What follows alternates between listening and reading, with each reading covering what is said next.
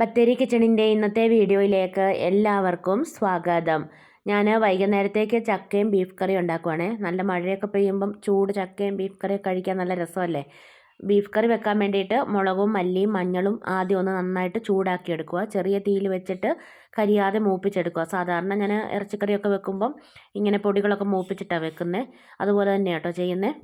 മുളക് പൊടിയും മല്ലിപ്പൊടിയും മഞ്ഞൾപ്പൊടിയൊക്കെ ഒന്ന് മൂത്ത് കഴിഞ്ഞിട്ട് തീ ഓഫാക്കി അത് കഴിഞ്ഞിട്ടാണ് കുരുമുളക് പൊടി, കുറച്ച് ഇറച്ചി മസാല, പെരിഞ്ചീരകം പൊടിച്ചത് എല്ലാം ചേർത്ത് ഒന്ന് ഇളക്കിയെടുക്കുന്നുണ്ട്. തേങ്ങാക്കൊത്തൊക്കെ വേണമെങ്കിൽ തേങ്ങാക്കൊത്തൊക്കെ ചേർത്ത് ബീഫ് കറി വെക്കാം. ഞാനിപ്പോൾ തേങ്ങാക്കൊത്തൊന്നും ചേർക്കാതെയാണ് വെക്കുന്നത്.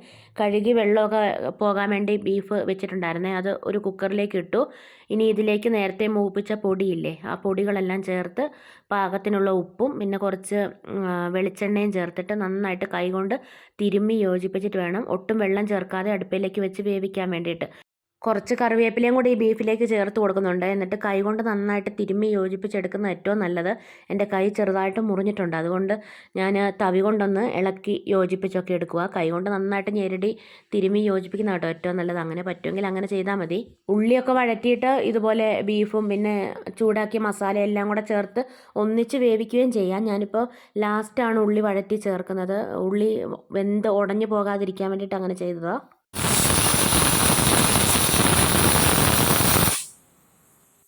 ചക്കയ്ക്ക് അരയ്ക്കാൻ വേണ്ടിയിട്ട് തേങ്ങായും മഞ്ഞളും ജീരകവും ചെറിയുള്ളി വെളുത്തുള്ളി കാന്താരിമുളക് കുറച്ച് കറിവേപ്പില, ഇത്രയും സാധനം എടുത്തേക്കുന്നത്. ആദ്യം കറിവേപ്പില ഒഴികെ ബാക്കി എല്ലാ സാധനവും ഒന്ന് ചതച്ചെടുക്കാം. അത് കഴിഞ്ഞിട്ട് തേങ്ങ ചതഞ്ഞ് കഴിഞ്ഞിട്ടാണ് കറിവേപ്പില ഇട്ടിട്ടൊന്ന് മിക്സാക്കി എടുക്കേണ്ടത്. ചക്കയൊക്കെ അരിഞ്ഞ് അടുപ്പിലേക്ക് വെച്ചിട്ടുണ്ട്. ഇതിലേക്ക് അരപ്പിട്ടിട്ട് ഇളക്കണ്ട, അരപ്പിങ്ങനെ മുകളിൽ വെച്ചാൽ മതി. ചക്ക നല്ലപോലെ ആവി വരുന്നിടം വരെ ഫുൾ ഫ്ലെയിമിൽ വേണം വെക്കാൻ വേണ്ടിയിട്ട്, അല്ലെങ്കിൽ ചക്ക വാടിപ്പോകും. പിന്നെ കുറച്ച് വെള്ളം ഒഴിച്ചിട്ടുണ്ട്, അതുകൊണ്ട് അടിയിലൊന്നും പിടിക്കത്തൊന്നുമില്ല. ചക്കയിൽ നല്ലപോലെ ആവി കയറി കഴിഞ്ഞിട്ട് പിന്നെ വെന്തില്ലെങ്കിൽ ചെറിയ തീയിലിട്ട് വേവിക്കാം. പിന്നെ പാകത്തിനുള്ള ഉപ്പും ചേർത്ത് കൊടുക്കുന്നുണ്ട്. ഞാൻ സാധാരണയായിട്ട് കുക്കറിൽ വെച്ചിട്ടാണ് ചക്കയൊക്കെ വേവിക്കുന്നത്. ഇതിപ്പോൾ പെട്ടെന്ന് വേകുന്ന ചക്ക ആയതുകൊണ്ട് കലത്തിൽ വെച്ച് വേവിക്കുവാണേ. ചക്കയ്ക്ക് തേങ്ങ അരച്ച സമയത്ത് ശകലം കുരുമുളകും കൂടെ ഞാൻ അരച്ചിട്ടുണ്ടായിരുന്നു. അത് ഞാൻ നേരത്തെ പറയാൻ മറന്നു കേട്ടോ.